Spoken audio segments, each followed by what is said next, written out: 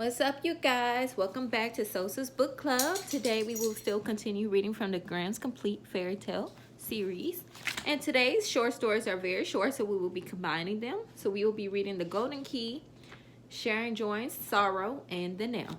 So grab your snacks, your juice, and your lovely blanket, and let's get comfortable to enjoy the story. So up first, The Golden Key. In the wintertime, when deep snow lay on the ground, a poor boy was forced to go out on a sledge to fetch wood. When he had gathered it together and packed it, he wished, as he was so frozen with cold, not to go home at once, but to light a fire and warm himself a little. So he scraped away the snow, and as he was thus clearing the ground, he found a tiny gold key.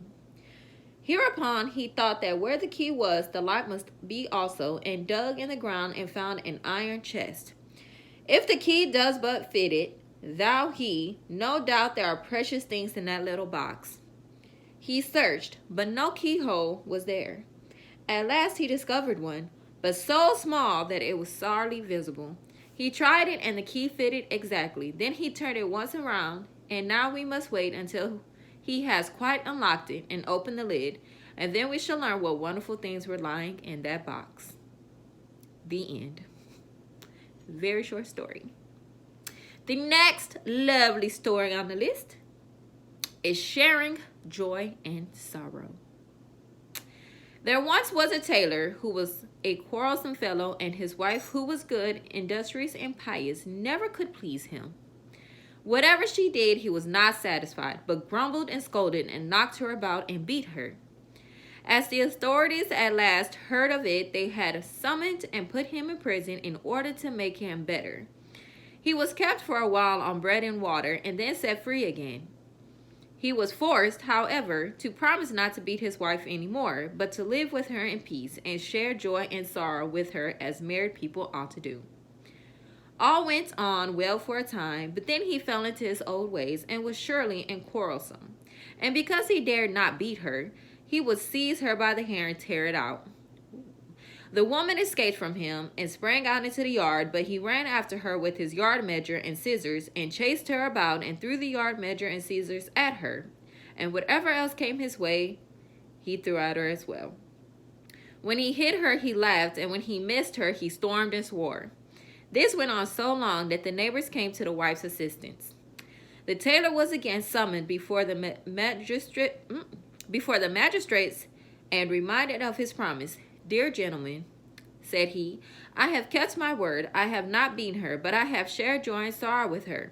How can that be, said the judge, when she continually brings such heavy complaints against you? I have not beaten her, but just because she looked so strange, I wanted to comb her hair.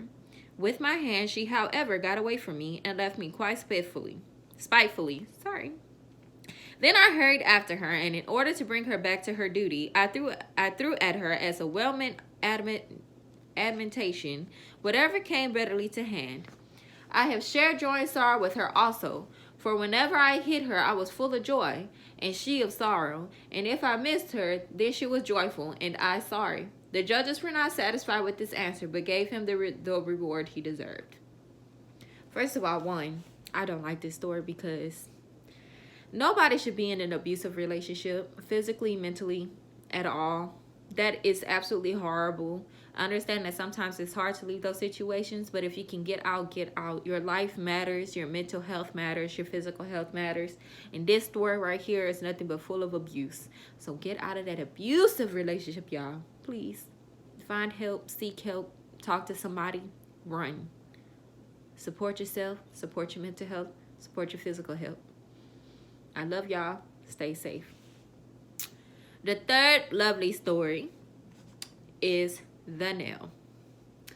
A merchant had done good business at the fair. He had sold his wares and lined his money bags with gold and silver. Then he wanted to travel homewards and be in his own house before nightfall. So he packed his trunk with money in his horse and rode away. So he packed his trunk with money on his horse and rode away. At noon he rested in a town, and when he wanted to go farther, the stable boy brought out his horse and said, A nail is wanting, sir, in the shoe of his left hind foot. Let it be wanting. Answered the merchant, The shoe will certainly stay on for 6 miles. I still have to go. I am in a hurry. In the afternoon, when he once more alighted and had his horse fed, the stable boy went into the room to him and said, Sir, a shoe was missing from your horse's left hind foot. Shall I take him to the back?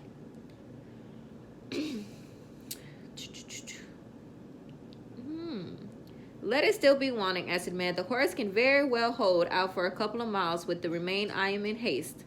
He rode forth, but before long the horse began to limp. It had not limped long before, and it began to stumble. And if it had not stumbled long before, it fell down and broke its leg. The merchant was forced to leave the horse where it was and unbuckle the trunk, take it on his back, and go home on foot. And there he did not arrive until quite late at night. And that unlucky Nell, said he to himself, has caused all this disaster, hastened slowly.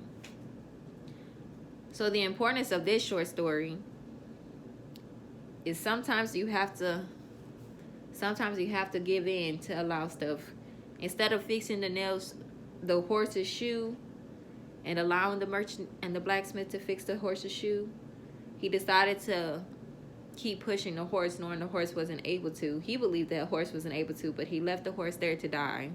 So he basically suffered in the long run. He lost his horse, and I'm pretty sure he was quite tired of carrying all his product. But that is the lovely end of the story. Next week we'll be reading Tom Thumb. I hope you guys enjoyed the 3 short miniature stories today. So with that being said, be safe, protect yourself, love yourself, get out of abusive relationships. Take people's advice if need be into consideration. And I love you guys. Next week, we will continue reading the Graham's Complete Fairy Tale series, where your imagination can run wild between the pages.